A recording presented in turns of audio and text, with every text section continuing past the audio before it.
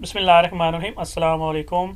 आज की हमारी वीडियो फिजिक्स के ऊपर है। यूनिट 4 है 9th क्लास का, टर्निंग इफेक्ट्स ऑफ फोर्सेस। आज हमने इसका लेक्चर नंबर 4 करना है। आज की वीडियो में जो पहला क्वेश्चन हम लोग करने जा रहे हैं वो है एक्सप्लेन सेंटर ऑफ मास। तो जो किसी भी मास का जो सेंटर होता है वो कैसे फाइंड किया जाता है और वो क्या होता है, अभी हमारा पहला क्वेश्चन यही है। ये देखिए हमारे पास एक रॉड है। रॉड के साथ हमने दो जो हैं वो बॉल्स जो हैं वो लटकाए हुए हैं बेसिकली, ठीक है। ऑब्जेक्ट्स हमने लटकाए हुए हैं। इसमें से ये ए है, ये लाइटर ऑब्जेक्ट है, ये बी है, ये हैवियर ऑब्जेक्ट है, ठीक है। अब हम एज्यूम कर रहे हैं कि इस लाइन के ऊपर, इस रॉड के ऊपर हम लोग क्या करते हैं, ये हमारा एक पॉइंट है, हमने एक पॉइंट लगा लिया, ठीक है। इसको हम नाम दे देते हैं ओ का। अब इस पॉइंट ओ के ऊपर हमने फोर्स लगानी है एफ इस डायरेक्शन में, ठीक है। एक फोर्स हमने लगानी है इस डायरेक्शन में, जिस डायरेक्शन में एरो है हमारा, ठीक है। लेफ्ट टू राइट हमने इसको फोर्स लगानी है इस पूरे जो है ना ऑब्जेक्ट के ऊपर। अब होता क्या है, जब हम इसके ऊपर फोर्स लगाएंगे तो ये ऑब्जेक्ट इस डायरेक्शन में ही मूव करते हैं, ठीक है। सेम डायरेक्शन में ये ऑब्जेक्ट क्या करेगा, मूव करेगा विदाउट एनी रोटेशन, ठीक है। बिल्कुल ऐसे ही जैसे ऑब्जेक्ट ऐसे था ना सीधा, ठीक है। जब हमने इस पॉइंट के ऊपर इसको फोर्स लगाई तो इसने इसी डायरेक्शन में, ये देखें सेम बिल्कुल उसकी, यानी कि कोई डायरेक्शन उसकी जो है, कोई रोटेशन उसके अंदर जो है वो नहीं आई, वो बिल्कुल सीधी ही जो है वो इस तरह ट्रैवल किया उसने, ठीक है। इस तरह की जो ऑब्जेक्ट जब मूव करता है, जब फोर्स लगाते हैं तो वो इस तरह विदाउट रोटेशन मूव करता है, ठीक है। इसको बोलते हैं सेंटर ऑफ मास। उस पॉइंट के ऊपर जहाँ पे हमने फोर्स लगाई होती है उसको बोलते हैं सेंटर ऑफ मास, ठीक है। तो by applying a force on point O body moves without rotation. जब भी कोई ऑब्जेक्ट या कोई बॉडी जो है वो विदाउट रोटेशन मूव करती है, ठीक है, तो उस पॉइंट के ऊपर जहाँ पे हमने फोर्स लगाई होती है वो उसका क्या होता है, सेंटर होता है।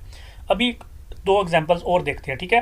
फॉर एग्जांपल यही हमारे पास दोबारा ऑब्जेक्ट है, ठीक है। ये ए, ये बी, ये हमने पॉइंट लगाया हुआ है, इसको नाम हमने ओ दिया है। अब मैंने क्या करना है, ये जो पॉइंट ओ है, जो इसका सेंटर पॉइंट अभी हमने निकाला पहली डायग्राम के अंदर, अब मैंने इस जगह के ऊपर फोर्स नहीं लगानी। अब मैंने फोर्स लगानी है इधर ऊपर लाइटर ऑब्जेक्ट के पास, मैंने जाके फोर्स लगानी है एफ, ठीक है। अब फोर्स क्योंकि मैंने सेंटर ऑफ मास के उसके सेंटर में नहीं लगाई, ठीक है। सेंटर उसका उसका सेंटर नहीं, उसका जो सेंटर ऑफ मतलब मास का जो सेंटर होता है ना, जहाँ पे वो रोटेशन नहीं करता, वो सेंटर ओ के ऊपर अब मैंने नहीं लगाई, अब मैंने लाइटर ऑब्जेक्ट के करीब लगाई है। तो अब ये ऑब्जेक्ट क्या करेगा, ये मूव करेगा, ठीक है, इस तरीके से, ठीक है। तो ये क्या करेगा, ये आपकी जो क्लॉकवाइज मूवमेंट है वो करेगा।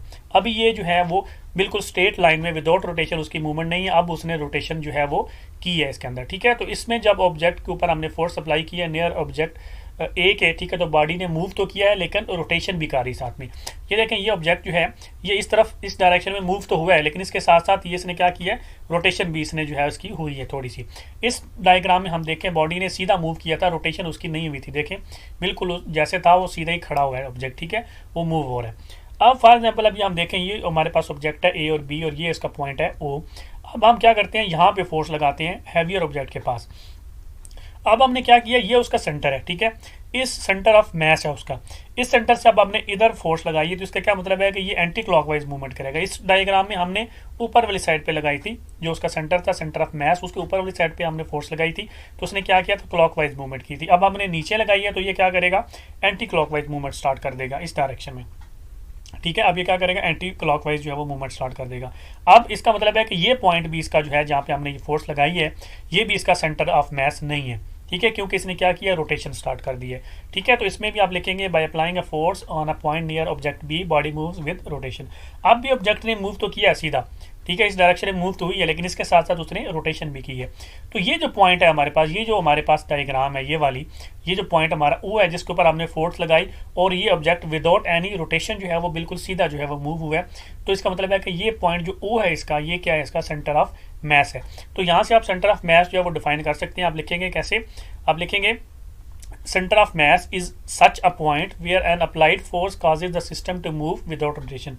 center of mass किसी भी ऑब्जेक्ट, किसी भी बॉडी का जो सेंटर होता है वो पॉइंट होता है, वो जगह होती है जहाँ पे फोर्स अप्लाई करे तो वो ऑब्जेक्ट या बॉडी मूव तो करती है, ठीक है, लेकिन रोटेट नहीं करती, रोटेशन में नहीं आती, बिल्कुल सीधी ही मूव करती है, ठीक है, जिस तरह इस डायग्राम में हो रही है। वो मूवमेंट सीधा तो कर रहा है, सीधा तो जा रहा है, लेकिन वो रोटेशन नहीं कर रहा।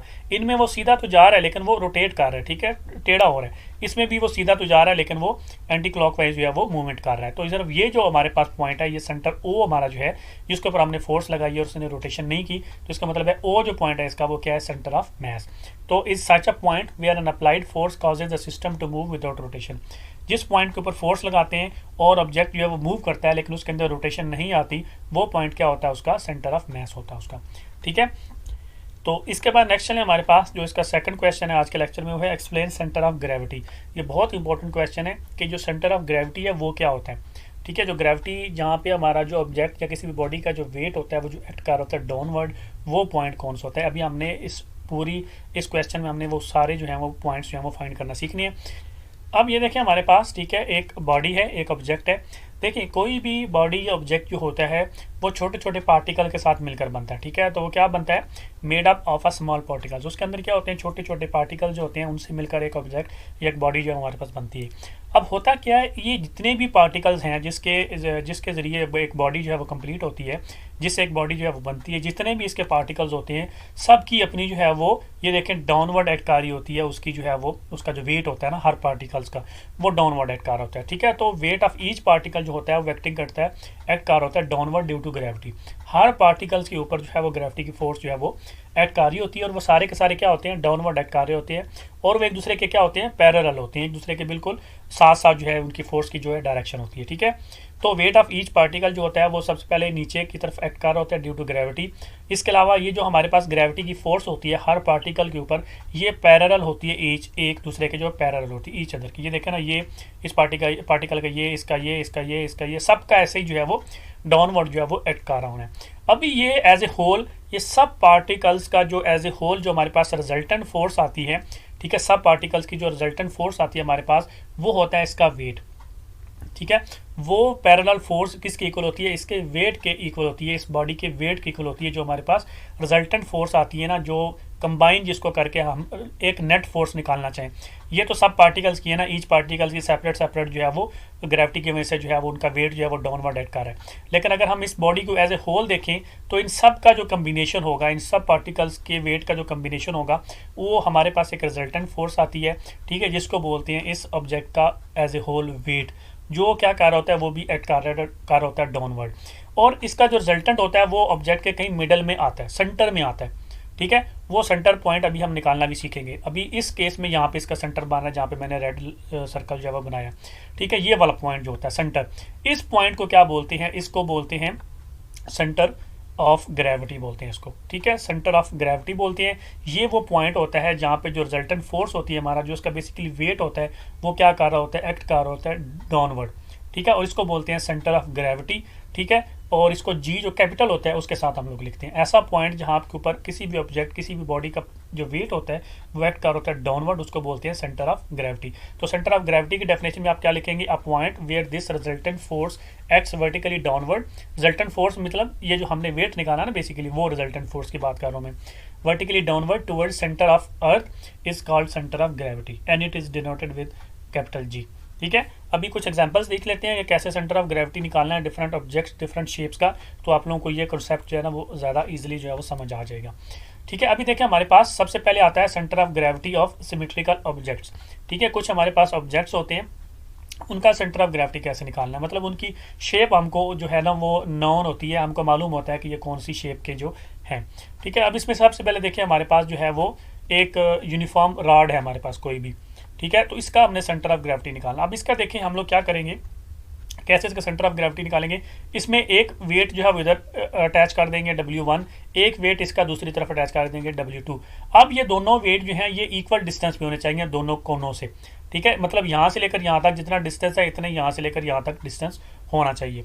अब हम क्या करेंगे, अब हम बारी बारी इनको जो है वो मूव कराएंगे। ठीक है, तो मूव कराएंगे तो जहाँ पे हमारा बैलेंस हो जाएगा ये, ठीक है, ना ये इधर मूवमेंट करेगा ना ये इधर मूवमेंट करेगा, बिल्कुल एक जगह पे जाके रुक जाएगा, तो उसको बोलेंगे हमारा सेंटर ऑफ ग्रेविटी। वो पॉइंट जो है वो सेंटर ऑफ ग्रेविटी COG अभी मैं लिखूंगा इसको। ठीक है, वो ऐसा पॉइंट होता है जहाँ पे ये रॉड क्या करेगा, बैलेंस हो जाएगा। ठीक है, और वो यहाँ पे होता है। ठीक है, इसके बिल्कुल सेंटर में आके इसने क्या होना है, इस रॉड ने क्या होना है, यूनिफॉर्म हो जाना है। ठीक है, ये वाला पॉइंट जो होगा इसका क्या होगा, G। ठीक है, जहाँ पे जो रॉड होगा वो बिल्कुल बैलेंस हो जाएगा, उसको क्या बोलेंगे हम, centre of gravity uniform rod का। ठीक है, तो फॉर एग्जांपल अगर हम ये देखें, अगर ये वेट नहीं भी लगे हुए, आपके पास एक स्केल है फॉर एग्जांपल, ठीक है, तो आप क्या करेंगे, उसको अगर आप फिंगर के ऊपर रखेंगे इधर, तो इसको आप स्लोली मूव करते जाएंगे। जब ये पॉइंट आएगा ना तो ये रॉड आपका बैलेंस हो जाएगा, गिरेगा नहीं। ठीक है, लेकिन अगर आप इस पॉइंट से थोड़ा सा इधर मूव करेंगे, ठीक है, तो ये रॉड जो है ऑटोमेटिकली इधर नीचे की तरफ डाउनवर्ड जो है वो इसकी रोटेशन शुरू हो जाएगी और ये गिर जाएगा। ठीक है, तो ऐसा पॉइंट जहाँ पे ये रॉड बैलेंस हो जाएगा उसको बोलेंगे centre of gravity in case of uniform rod. अच्छा, इसके बाद आता है हमारे पास, ये देखें, इसको बोलते हैं स्क्वायर। स्क्वायर जो होता है ना, इसकी जो चारों साइडें होती हैं ये इक्वल होती हैं।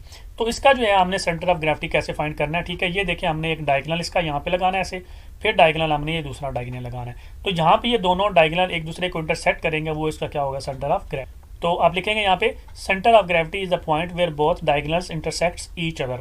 तो देखिए, ये वाला जो पॉइंट है, यहाँ पे दोनों डायगोनल्स इंटरसेक्ट कर रहे हैं, तो ये हमारा क्या है, जी है, मतलब centre of gravity in case of square के, ठीक है। अगर आपने स्क्वायर वाली की फाइंड करनी है तो आपने ऐसे फाइंड करना है। इसके बाद ये देखिए, हमारे पास ये है रेक्टेंगल, ठीक है। रेक्टेंगल की जो आमने सामने वाली साइड है वो इक्वल होती हैं। तो इसमें देखिए, इसमें भी सेम आप डायगोनल लगाएंगे, ये वाला डायगोनल लगाएंगे, जहाँ पे डायगोनल जो है वो इंटरसेक्ट करेंगे, सेम वैसे स्क्वायर वाला हिसाब किताब है, वो इसका क्या होगा, सेंटर ऑफ ग्रेविटी होगा। ये वाला पॉइंट इसका सेंटर ऑफ ग्रेविटी होगा, इसको बोलेंगे जी, ठीक है। अभी देखिए, हमारे पास सर्कल है। सर्कल आप क्या करेंगे, ठीक है, सर्कल का ये देखें, मिडल से एक आप सीधी लाइन लगाएंगे, ठीक है, फिर आप इधर से जो है वो लाइन लगाएंगे। बेसिकली आपने क्या किया, इसका डायमीटर जो है वो बेसिकली 2 लगाए जो सेंटर में से गुजरेंगी, ठीक है, सेंटर ऑफ सर्कल में से। तो आप जो है centre of gravity is the point where both diameter intersect, इधर जहाँ पे दोनों डायमीटर जो है वो इंटरसेक्ट कर रहे होंगे, तो वो इसका क्या होगा, सेंटर ऑफ ग्रेविटी, ये वाला पॉइंट, ठीक है, इसको आप लिखेंगे जी। इसके बाद ये आ जाए, हमारे पास जो है वो ट्राइंगल है। अब इसको आपने कैसे फाइंड करना है, इसका आपने क्या करना है, जो ईच साइड होगी ना, उसका अपने मिडल पॉइंट जो है वो नोट करना है सबसे पहले। फॉर एग्जांपल, इस साइड का ये मिडल पॉइंट है, इस साइड का ये मिडल पॉइंट है, इस साइड का ये मिडल पॉइंट है, मतलब तीनों साइड्स का आपने क्या करना है, मिडल पॉइंट ले लेना है। फिर आपने क्या करना है, ये साइड, इस साइड का अपने मिडल पॉइंट है ना, यहाँ से आपने जो है वो लाइन ड्रॉ करके इस पॉइंट तक लेके आनी है, ठीक है। दूसरे की इस तरीके से ऐसे ऐसे आपने सब की जो लाइंस हैं वो आपने ड्रॉ करनी है। इस वाले की आपने क्या करना है, यहाँ से यहाँ तक, इस वाले की आपने यहाँ से इस वाले तक मिलाना है, इस वाले को आपने यहाँ से इस वाले में मिलाना है। जहाँ पे ये सारी लाइन इंटरसेक्ट कर रही होंगी, वो क्या होगा, इसका सेंटर ऑफ ग्रेविटी। तो centre of gravity is the point where all medians intersects each other, ठीक है। तो सब मीडियंस जहाँ पे इंटरसेक्ट कर रहे हैं, तो ये इसका क्या है, जी। अच्छा, इसके बाद ये देखेंगे, हमारे पास सिलेंडर है, ठीक है, ये हमारे पास सिलेंडर है। तो इसका आपने जो है वो कैसे फाइंड करना है, इसके आप देखें, हमारे पास ये आपने इस तरीके से एक वही सर्कल वाला आपने फार्मूला इसके ऊपर भी अप्लाई करना है, डायमीटर वाला। इधर ये आपने कर देना, फिर इस तरह नीचे भी आपने ये कर देना, इस तरीके से कर देना है, ठीक है। आपने देखे ना, डायमीटर बना दिया, इस तरह इस तरह, फिर इस तरह इस तरह, फिर ये वाला जो पॉइंट होगा, ये वाला पॉइंट इधर से आपने इस दोनों को मिला देना है, यहाँ से ऐसे। फिर जो दरमियान में ये जो अभी आपने 2 पॉइंट होंगे, ये पॉइंट और ये पॉइंट, इनका जो मिडल होगा वो इसका क्या होगा, सेंटर ऑफ ग्रेविटी होगा। तो centre of gravity is the middle on its axis, जो हमारे पास बनेगा ये वाला पॉइंट, ठीक है, ये इसका क्या होगा, जी होगा, ठीक है। तो इस तरीके से आपने जो हमारे पास सिमेट्रिकल ऑब्जेक्ट्स होने हैं, ठीक है, जो होते हैं, उनके आपने इस तरीके से जो है वो सेंटर ऑफ ग्रेविटी जो है वो फाइंड करनी है। अभी हमारे पास नेक्स्ट आता है कि centre of gravity irregular shaped objects की, ठीक है। अगर वो इररेगुलर उनकी शेप हो, तो उनकी हमने सेंटर ऑफ ग्रेविटी जो है वो कैसे फाइंड करनी है। तो देखिए, हमारे पास ये एक शेप है, ठीक है, इसकी हमने फाइंड करनी है। तो देखिए, हमारे पास इसको बोलते हैं, ये फॉर एग्जाम्पल हमारे पास है कार्डबोर्ड है, हमने कोई लिया हुआ, ठीक है। तो आपने करना है कि steps to find centre of gravity for irregular shapes, कुछ स्टेप्स हमने जो है फॉलो करने हैं। इसमें से नंबर 1 जो स्टेप हमने फॉलो करना है वो क्या करना है, हमने इसके अंदर सुराख बनाने हैं, ठीक है। ABC 3 सुराख आप बना लें, जो इसके एजेस होंगे ना कार्डबोर्ड के, ठीक है, उनके करीब जो हमने 3 सुराख बनाने हैं, उनको नाम हमने दे देना है ABC। ये वाला एक हमने जो है वो होल बना लेना है, ये बना लेना है, ये बना लेना है। इसको A कह देते हैं, इसको B कह देते हैं, इसको C कह देते हैं। अब स्टेप नंबर 2 आपने क्या करना है, होल तो आपने बना लिए, लेबल भी कर लिए। आपने क्या करना है, दीवार के साथ आपने एक जो कील होता है, जो नेल होता है, ठीक है, उसको आपने लगाना है, दीवार के साथ फिक्स करना है आपने। फिर तीसरे स्टेप में आपने क्या करना है, आपने जो है ना, ये जो कार्डबोर्ड होगा आपका, इसको आपने उठाना है। ये जो आपका होल A होगा, इसको आपने उस जो आपका नेल होगा दीवार के साथ जो आपने फिक्स किया होगा, उसके अंदर आपने इसको लटकाना है। तो ये क्या करेगा, ये ऐसे ऐसे थोड़ी देर के लिए मूव करेगा ऊपर नीचे, फिर एक टाइम आएगा कि ये बिल्कुल ना मूव करना रुक जाएगा। जब ये मूव करना रुक जाएगा, तो इसका मतलब क्या हो जाएगा कि ये उस वक्त इस पॉइंट के हिसाब से सेंटर ऑफ ग्रेविटी में आ गया। तो आपने क्या करना है, आपने, ठीक है, जब ये कार्डबोर्ड जो है वो रुक जाएगा, तो आपने क्या करना है, प्लम लाइन लेनी है और आपने एक लाइन ड्रॉ कर देनी है vertically downward from hole A। Plumb line होता है जो मिस्त्रियों के पास नहीं होता, जिससे वो बैलेंस कर रहे होते हैं ईंटों को, दीवारों को, वो होता है, ठीक है। तो आपने इस तरीके से एक जो है वो नीचे की तरफ लाइन लगा देनी है, ठीक है। आप यहाँ पे रखेंगे, ये जो अब आपका नेल होगा ना, यहाँ पे आप रखेंगे उसको प्लम लाइन को, फिर वो, ठीक है, वो इस डायरेक्शन में नीचे जो है ना वो आएगा, तो उस उधर आपने क्या लगा लेना है, ऐसे करके एक लाइन लगा लेनी है। यही सेम प्रोसीजर आपने सब होल्स के लिए जो है वो रिपीट करना है, बी और सी के लिए भी, और आपने इसी तरीके से जो है वो लाइंस लगा लेनी है। बी के लिए लाइन कुछ इस तरह लगेगी, सी के लिए लाइन कुछ इस तरह लगेगी, ठीक है। जब आप सी वाली को इधर होल्ड करेंगे तो ये लाइन इस तरह की बनेगी। आपने मतलब ये सारी लाइन्स जो है वो बारी बारी लगा लेनी है, इस तरीके से आपकी जो है वो लाइन्स जो है वो लग जानी है। अब आपने क्या करना है, ठीक है, एंड पे आपने क्या करना है, जहाँ पे ये सारी लाइंस एक दूसरे को इंटरसेक्ट कर रही होंगी, ठीक है, उस पॉइंट को आपने मार्क कर लेना है, ठीक है। उस पॉइंट को आपने क्या करना है, मार्क कर लेना है। ये वाला पॉइंट हमारा मार्क हो गया, ये हमारा क्या होगा, जी, मतलब सेंटर ऑफ ग्रेविटी होगा ये वाला हमारा पॉइंट, ठीक है। तो ये वाले स्टेप्स आपने फॉलो करने हैं। कोई भी इरेगुलर शेप आपके पास होगी तो आप उसका ईजिली जो है वो सेंटर ऑफ ग्रेविटी जो है वो फाइंड कर सकते हैं। क्लियर।